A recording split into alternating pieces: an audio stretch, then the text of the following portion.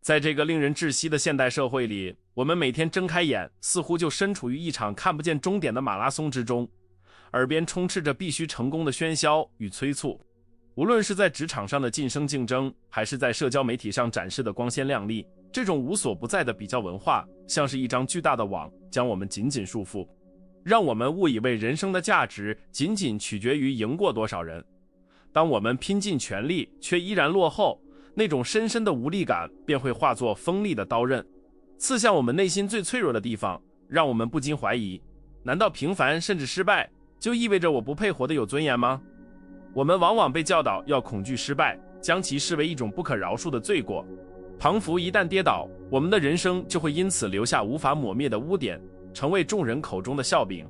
这种对失败的病态恐惧，迫使我们戴上厚重的面具，隐藏真实的脆弱与挣扎。我们不敢停下脚步喘息，更不敢承认自己的力不从心。然而，这种为了迎合外界期待而进行的表演，不仅耗尽了我们宝贵的生命能量，更让我们在夜深人静时，面对镜中疲惫的自己，感到前所未有的陌生与空虚。庞福灵魂已经在追逐中渐渐前合。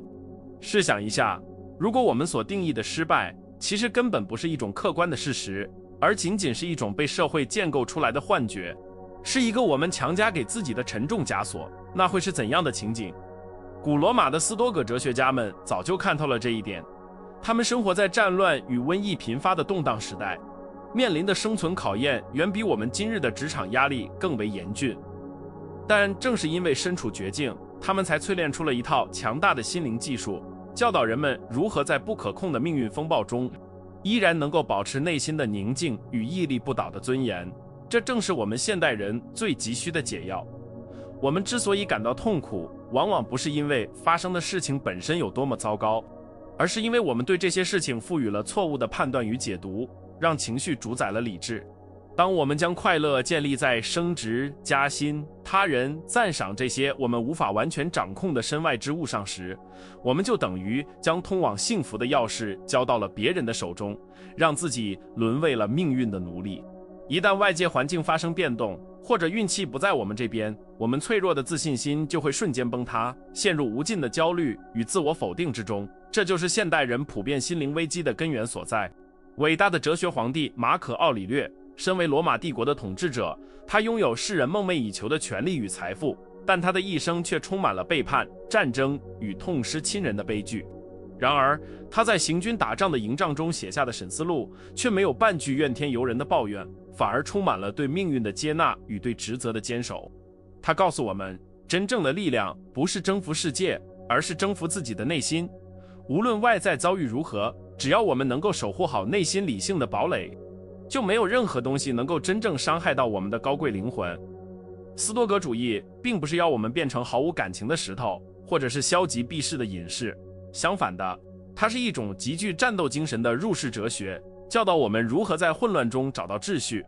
它要求我们像一名勇敢的战士一样，直面惨淡的人生真相，不对未来抱有不切实际的幻想，也不对过去沈溺于无用的懊悔。在高度竞争的社会中，斯多葛哲学就像是一套坚硬的盔甲，保护我们免受外界评价的流弹伤害，让我们能够在失败的废墟上重新一砖一瓦地建立起属于自己的内在帝国。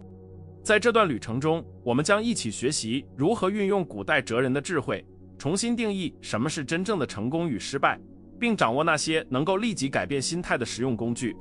我们会发现，所谓的失败其实只是宇宙给予我们的一次反馈，是一个让我们检视自身不足、磨练意志的绝佳机会，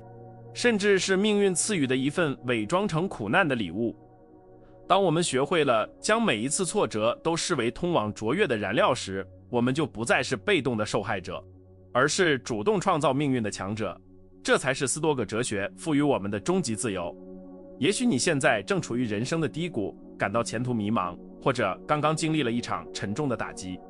觉得自己已经无力再战，请相信这并不是结局。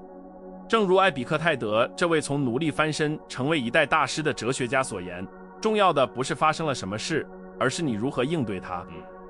我们无法选择遭遇什么样的剧本，但我们永远拥有选择如何演好这个角色的权利。这种内在的选择权，是任何竞争对手、任何苛刻的老板、任何经济危机都无法从你身上夺走的宝贵财富。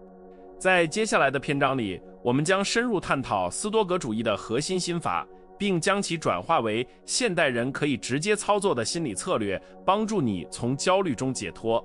我们不会只停留在空洞的理论说教，而是会提供具体的练习方法，让你能够一步步地重塑大脑的认知模式，建立起强大的心理韧性。无论你是正在创业的企业家，还是面临考试压力的学生，亦或是为了生活奔波的职场人，这些古老的智慧都将成为你手中最锋利的武器，助你披荆斩棘。请做好准备，这不仅仅是一次哲学的探讨，更是一场关于灵魂的深度手术。我们将切除那些长久以来寄生在我们思想中的恐惧与虚荣。这条路或许并不好走，需要你付出极大的勇气与诚实来面对自己，但只要你愿意迈出这一步，你会发现，在那些看似不可逾越的高墙背后，其实隐藏着一片广阔无垠的自由天空。现在就让我们深吸一口气，抛开外界的纷扰，一起踏上这条通往内心不可战胜之路，去寻找那个强大而平静的自己。要从这种让人窒息的竞争焦虑中彻底解脱，我们必须掌握斯多葛哲学中最核心也最强大的心智武器，那就是艾比克泰德反复强调的控制二分法。这并不是什么复杂晦涩的学术理论，而是一个简单却足以颠覆你人生观的真理。在这个世界上，有些事情是我们能控制的，而有些事情是我们完全无法控制的。这听起来似乎是显而易见的废话，但请你诚实地问自己，你每天耗费在焦虑、愤怒和沮丧上的能量，有多少是浪费在了那些你根本无法掌控的事情上？我们绝大多数的痛苦都源于我们试图去强行控制那些本就不属于我们管辖范围的变数。这就像是试图用双手去抓紧流沙，越是用力，流失的就越快，最终只剩下满手的空虚与挫败感。艾比克泰德曾是一位身体残疾的奴隶，他比任何人都清楚什么是身不由己，但他却拥有比皇帝更自由的灵魂。他教导我们，属于我们能控制的只有我们自己的思想、信念、行动、意图，以及我们对事物的判断。而除此之外的一切，包括我们的身体健康、财富、名声、他人的评价，甚至是我们工作的成果，严格来说都不在我们的完全掌控之中。在高度竞争的社会里，我们往往被洗脑去追逐后者。我们把幸福压注在必须考上名校，必须拿到那个项目，必须让每个人都喜欢我，这些外部结果上。一旦我们这样做，我们就自动放弃了心灵的主权，心甘情愿地成为了外部世界的奴隶，让那些我们无法控制的人和事来决定我们的喜怒哀乐。让我们把这个概念应用到最常见的职场竞争中。想象你正在争取一个至关重要的晋升机会，你夜以继日的准备，付出了100%的努力。在这个过程中，你的准备工作、你的专业态度、你在面试时的发言，这些都是属于内部的，是你完全可以掌控的范畴。然而，最终是否获得晋升，却取决于老板的心情、竞争对手的表现，甚至是公司高层的政治博弈。这些都是外部的，是你无法左右的。如果你把成功的定义锁定在获得职位这个结果上，那么一旦落选，你就会感到毁灭性的打击，认为自己是一个彻头彻尾的失败者。这种自我攻击会让你陷入长期的低潮。斯多葛主义者会如何应对这种情况呢？他们会运用射手比喻来重新定义成功。想象一名参加奥运会的射箭运动员，他能做的是精心保养弓箭，调整呼吸，专注瞄准，并以完美的姿势松开手指，直到箭矢离弦的那一刻，这一切都在他的掌控之中。但是，一旦箭矢离开了弓弦，风向的变化、目标的突然移动，甚至是箭矢本身的瑕疵，都可能导致脱靶。对于一个斯多葛主义者来说，真正的成功在于那一连串完美的射击动作，在于他是否尽了全力去瞄准，而不在于箭是否射中了红心。如果他已经做到了极致的专注与努力，那么即使箭偏离了目标，他依然是成功的，因为他完成了他能控制的一切。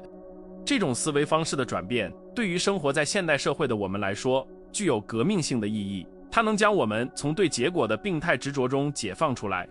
当你不再执着于必须赢过别人，而是专注于如何打磨自己的技艺，如何超越昨天的自己时，你会发现那种压得你喘不过气的焦虑感竟然奇迹般的消失了。你依然会努力工作，依然会追求卓越，甚至会表现得比以前更好，因为你的精力不再被恐惧分散，你的心智变得更加聚焦与纯粹。你不再是为了别人的掌声而表演，而是为了实现内心的标准而行动。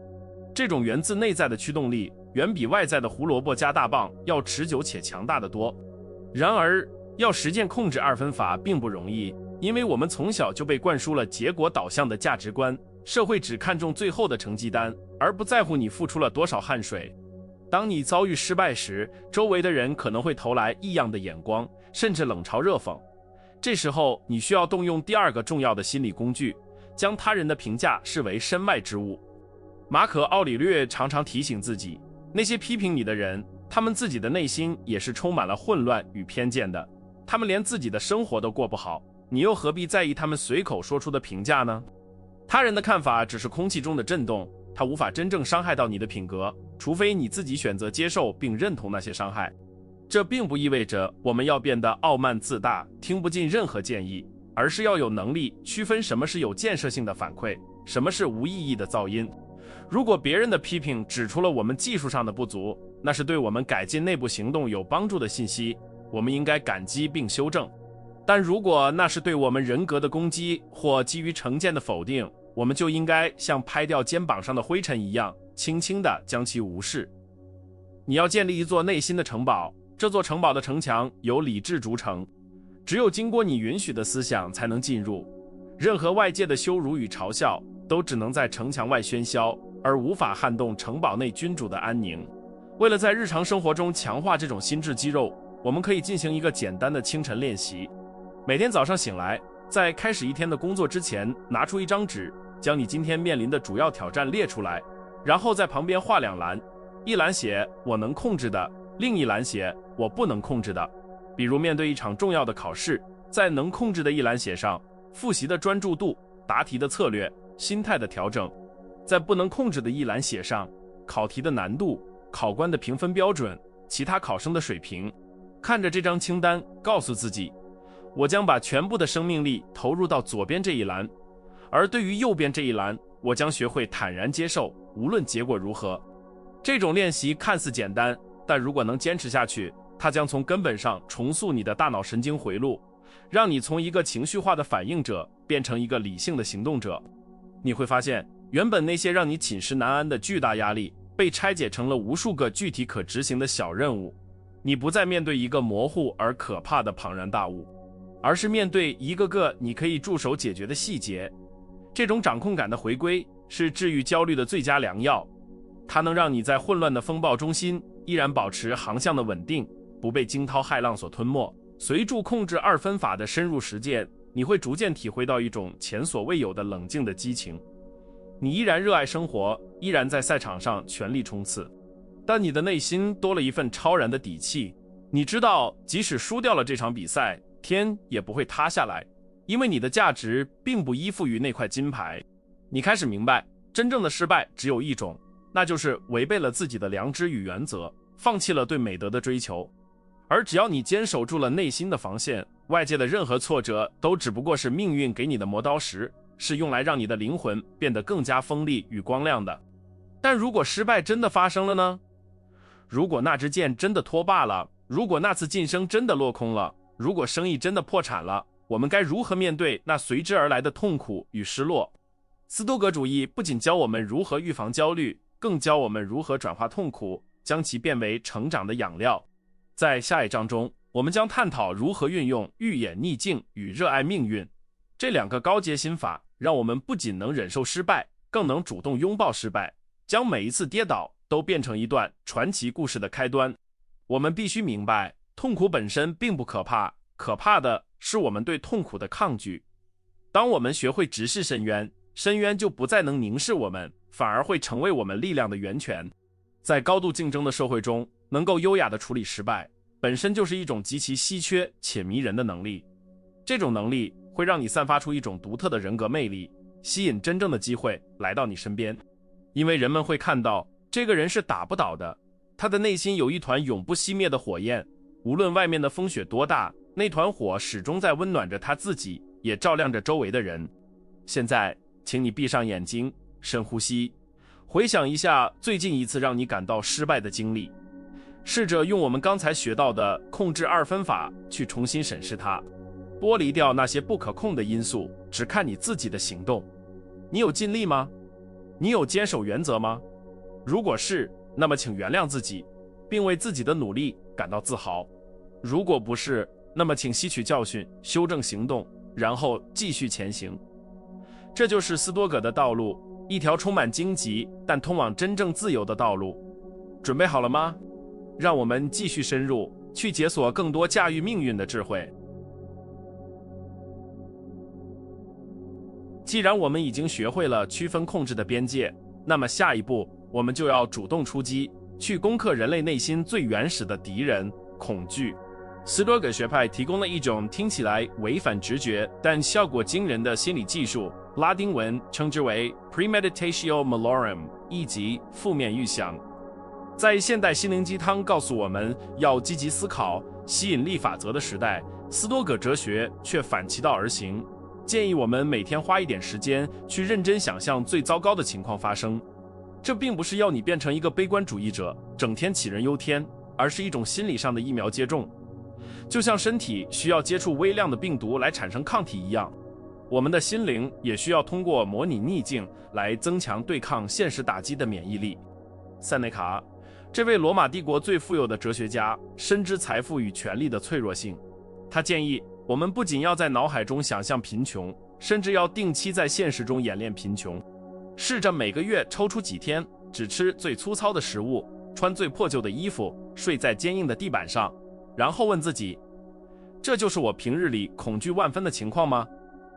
当你亲身体验过所谓的谷底，你会惊讶地发现，即使失去了一切身外之物，你的呼吸依然顺畅，你的思维依然敏捷，你依然活着。这种体验会粉碎你对失败的灾难化想象，让你明白人类的生存能力远比我们以为的要强大得多，恐惧往往只是纸老虎。在高度竞争的职场中，这种负面预想是缓解焦虑的特效药。在重大项目开始前，不要只幻想成功的庆功宴，而是试着冷静地列出所有可能失败的路径。如果客户突然撤资怎么办？如果电脑系统在演示时崩溃怎么办？如果我被竞争对手恶意重伤怎么办？当你直面这些恐惧时，神秘感消失了，取而代之的是理性的应对方案。你会提前备份数据，准备备用方案，甚至在心理上接受了最坏的结果。这样一来，当危机真的降临时，你不会惊慌失措，因为这一切早在你的预料之中，你已经在脑海中与这些怪兽战斗过无数次了。这种思维方式还能帮助我们对抗享乐适应，让我们学会珍惜当下。在现代社会，我们很容易对拥有的舒适习以为常，并不断渴望更多。但当你想象失去这份工作，失去健康的身体，甚至失去挚爱的亲人时，一种强烈的感激之情会油然而生。你会发现，能够在一个平凡的早晨醒来，拥有一份虽然辛苦但能糊口的工作，有一个健康的身体去奋斗，本身就是一种巨大的幸运。这种基于失去的感激，比任何空洞的感恩日记都要深刻。它能让你以一种更加谦卑和敬畏的态度去面对生活，减少因贪婪和嫉妒带来的痛苦。然而，仅仅接受最坏的结果是不够的。斯多葛主义还有一个更高阶的心法，那就是尼采后来总结并深受斯多葛影响的概念 amor fati， 即命运之爱。这不仅仅是忍受命运，或者是无奈的接受命运，而是要热情地拥抱命运发给你的每一张牌，无论是好牌还是烂牌。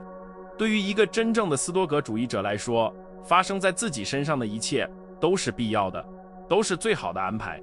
这听起来似乎有些疯狂，但在竞争激烈的社会中，这是一种能让你立于不败之地的超级心态。它将你从受害者转变为命运的共同创作者。马可·奥里略用过一个绝妙的比喻来形容这种心态：想象一堆熊熊燃烧的烈火，无论你往里面扔进去什么东西，是前造的木柴，还是湿漉漉的垃圾，甚至是想要扑灭它的泥土，烈火都不会拒绝，也不会抱怨。相反，它会吞噬一切，同化一切，将所有的障碍物都转化为助燃的燃料，让火焰燃烧得更加猛烈和明亮。我们的心智也应该像这团烈火一样，将工作中的挫折、他人的背叛、身体的疾病统统视为燃料。没有这些燃料，我们的生命之火就无法展现出那种动人心魄的壮丽。让我们看看现代商业史上的例子，那些最伟大的企业家往往都是命运之爱的实践者。史蒂夫·乔布斯被自己创立的公司开除，这对任何人来说都是奇耻大辱和巨大的失败。但他没有沉溺于怨恨，而是将这段放逐视为人生中最富创造力的时期，创立了皮克斯，最终王者归来。如果没有那次惨痛的失败，就没有后来改变世界的苹果帝国。他在演讲中说，当时我不知道，但被苹果开除是我发生过最好的事情。这就是将障碍转化为道路，将诅咒转化为祝福的炼金术。在我们的日常生活中，我们也可以练习这种转念的艺术。当你被解雇时，不要告诉自己我完蛋了，而是告诉自己这是我重启职业生涯，去追求真正热爱之事的机会。当你遭遇分手的痛苦时，不要陷入自我否定，而是告诉自己这是一个让我学会独处，并筛选出更适合伴侣的过程。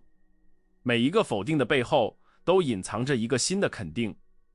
每一次关上的门背后都有一扇窗正在缓缓打开。关键在于你是否愿意睁开眼睛去寻找那扇窗，而不是对住关上的门哭泣。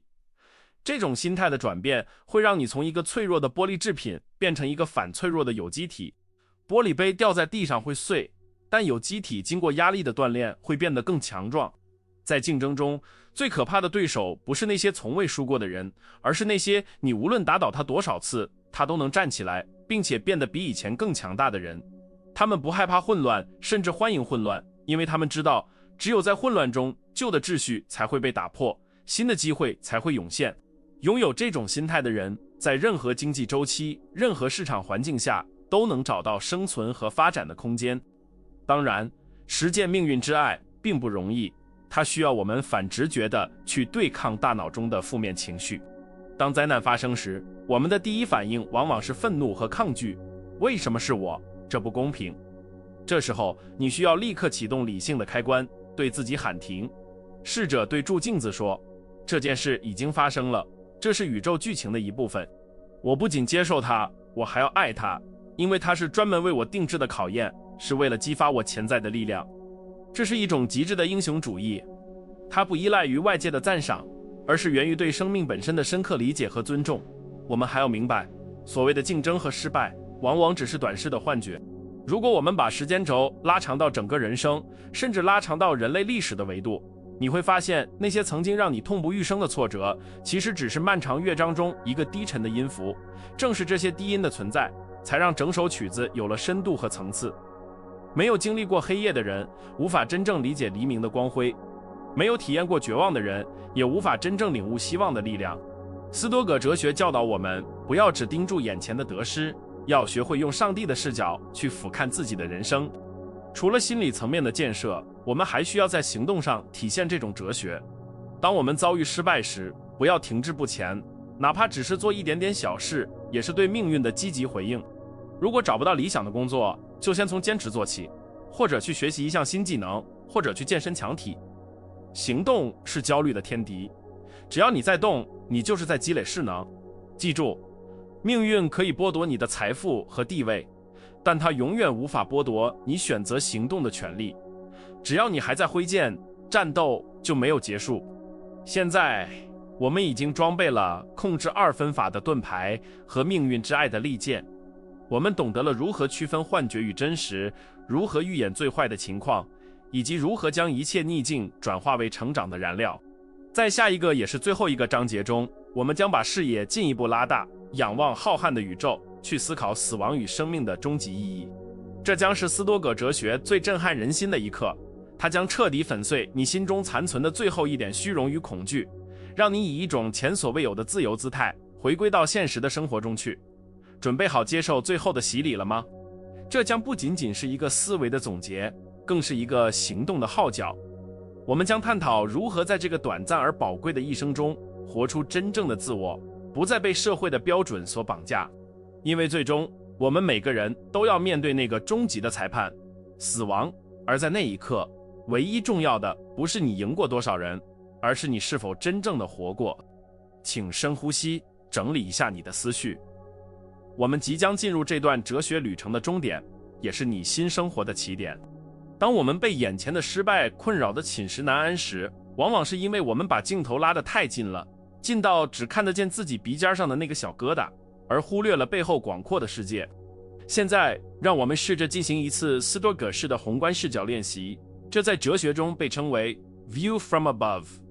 想象你的意识慢慢脱离身体，向上飘升，穿过天花板，飞向云端。从那个高度往下看，你那个所谓的巨大的失败，那个让你丢脸的办公室，甚至这座拥挤喧嚣的城市，都缩小成了一个微不足道的黑点。你会看到无数像蚂蚁一样的人在为了生存忙碌，有人正在庆祝新生，有人正在埋葬逝者，有人在为了一点蝇头小利争得面红耳赤。请深呼吸，整理一下你的思绪。我们即将进入这段哲学旅程的终点，也是你新生活的起点。当我们被眼前的失败困扰的寝食难安时，往往是因为我们把镜头拉得太近了，近到只看得见自己鼻尖上的那个小疙瘩，而忽略了背后广阔的世界。现在，让我们试着进行一次斯多葛式的宏观视角练习，这在哲学中被称为 view from above。想象你的意识慢慢脱离身体，向上飘升，穿过天花板，飞向云端。从那个高度往下看，你那个所谓的巨大的失败，那个让你丢脸的办公室，甚至这座拥挤喧嚣的城市，都缩小成了一个微不足道的黑点。你会看到无数像蚂蚁一样的人在为了生存忙碌，有人正在庆祝新生，有人正在埋葬逝者，有人在为了一点蝇头小利争得面红耳赤。再往上飞，直到地球变成一颗蓝色的弹珠，悬浮在无尽的黑暗宇宙中。在这个宏大的时空背景下，你现在所焦虑的职位晋升，银行账户里的数字波动，别人对你的某句闲言碎语，真的还有那么重要吗？马可·奥里略常常在夜深人静时仰望星空，他提醒自己，即使是历史上最伟大的征服者亚历山大，死后也和他的马夫一样，化为了同一种尘土。所有的荣耀都是转瞬即逝的烟云，所有的耻辱也会被时间的长河冲刷得无影无踪。既然一切终将归于虚无，我们为什么还要为了那些带不走的身外之物去折磨自己宝贵的灵魂呢？这并不是一种虚无主义的消极，而是一种极致的清醒。当我们意识到自己的渺小，那些压在心头的沉重包袱就会瞬间减轻。你会发现，我们为了迎合社会标准而进行的疯狂竞争，就像是两群蚂蚁在争夺一块面包屑，既荒谬又可笑。这种视角的转换能让我们从自我中心的牢笼中释放出来，重新找回内心的平静。我们不再是那个因为一次失败就觉得世界末日的可怜虫，而是浩瀚宇宙中一个短暂但独特的观察者。我们的任务不是去赢过谁，而是去体验生命，去见证宇宙的壮丽，去履行我们作为理性存在的职责。接下来，我们要触碰斯多葛哲学中最为震撼也最能赋予人力量的概念 Memento Mori， 记住，你终将一死。在现代文化中，死亡是一个被极力回避的禁忌话题，但在斯多葛学派看来，死亡是生命的标尺，是赋予时间以价值的唯一原因。试想一下，如果你的生命是无限的，那么失败确实很可怕，因为你有无限的时间去后悔，去纠结。但事实是，你的时间正在倒数，每一秒钟的流逝都是不可逆的。你真的愿意把你仅存的生命余额浪费在对过去失败的懊悔，或是对未来不确定性的恐惧上吗？当你把每一天都当作生命的最后一天来过时，所有的虚荣和伪装都会自动剥落。如果你知道明天太阳升起时你可能不在了，你还会在乎那个没拿到的奖金吗？你还会为了同事的一个白眼而生气一整天吗？不会的，你会立刻把注意力集中在那些真正重要的事情上，去拥抱你的家人，去欣赏一朵花的绽放，去完成你一直拖延的梦想，去正直而勇敢地活着。死亡不是终结快乐的刽子手，而是过滤掉生命杂质的筛子，它留下的只有最纯粹的爱与美德。塞内卡曾严厉地批评那些总是说等我退休了就开始享受生活的人。他说，对于生命来说，最大的浪费就是拖延。我们总是期待未来，却挥霍现在，殊不知未来并不在我们手中。不要等到被医生宣判死刑的那一刻，才开始后悔自己从未真正活过。从现在起，每一次的失败不再是打击，而是一个提醒。你的时间不多了，不要在错误的道路上纠缠，快点站起来，去追求你灵魂真正渴望的东西。失败只是一个信号，告诉你这条路不通，那就换一条路。只要心脏还在跳动，游戏就没有结束。现在，让我们把这3个强大的工具控制2分法、命运之爱、时刻记住死亡，整合成一套每日修行的系统。哲学不是用来在图书馆里研究的，而是用来在战场上厮杀的。我建议你从今天开始养成写斯多葛日记的习惯，这不需要长篇大论，只需要在每晚临睡前花5分钟时间与自己对话，问自己3个问题：今天哪件事让我情绪失控了？那是因为我试图控制不可控的事物吗？如果有再一次机会，我会如何运用理性和美德去应对？通过这种日复一日的自我审视，你就像是在雕刻一座雕像，每天凿去一点多余的恐惧、贪婪和虚荣，慢慢的，那个强大、宁静、不可战胜的自我就会显露出来。你会发现，你在职场上的心态变了，你不再患得患失，而是专注于贡献价值。你在人际关系中变了，你不再寻求认可，而是主动给予善意。你依然在竞争激烈的社会中行走，但你已经不再是那个随波逐流的参与者，你变成了一个清醒的局外人，一个掌握了自己心灵遥控器的自由人。真正的成功，不是你的名片上印着什么头衔，也不是你住在多大的房子里，而是当你晚上躺在床上时，你的内心是否坦荡荡，是否没有恐惧，是否能对自己说，今天我尽力了，我活得像个人。多做主义告诉我们，美德是唯一的善，只要你坚守正直，勇敢节制。我演绎的是我的，在这个疯狂追逐利益的世界里，做一个有灵魂的人，这本身就是最大的胜利。我们正处在一个充满不确定性的时代，焦虑和迷茫像病毒一样蔓延。但我希望你知道，你并不孤单。2000年前的斯多葛哲学家们也曾在同样的星空下思考过同样的问题，他们留下的智慧火种如今交到了你的手中。不要让这团火熄灭，用它来照亮你自己，也照亮身边的人。当你开始改变，你会发现周围的世界也会随之改变，因为你不再是向世界索取安全感的乞丐，而是向世界辐射力量的太阳。如果您觉得今天的内容触动了您内心深处的某个角落，请不要吝啬您的点赞，这不仅是对我们团队的支持，更是您向自己宣告决心改变的一个仪式。同时，我强烈建议您订阅我们的频道，并开启小铃铛，因为这不仅仅是一个频道，这是一个由追求智慧与强大内心的人们组成的军团。我们每周都会分享深度的哲学思考与实用工具，帮助您在这个混乱的世界中建立起属于自己的内在秩序。我也很想在评论区听到您的声音，请告诉我，在您过去的经历中，哪一次失败在事后看来其实是命运给您的礼物？或者您打算从今天开始在生活中实践哪一个斯多葛心法？写下来，这是一种承诺，也是一种力量的释放。我们会认真阅读每一条留言，因为在这个虚拟的空间里，我们是彼此精神上的战友。记住，亲爱的朋友，生活本身就是一场摔跤比赛，而不是一场舞蹈表演。即使你被摔倒在地，满身泥泞，只要你没有放弃站起来的意志，你就没有输。痛苦是不可避免的，但受苦是可选的。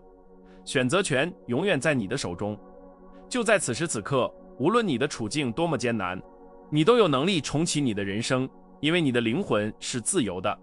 感谢您的收看与陪伴，这段旅程才刚刚开始。愿斯多葛的智慧与您同在，愿您在混乱中找到安宁，在失败中找到力量。保持清醒，保持强大。我们下一支影片见。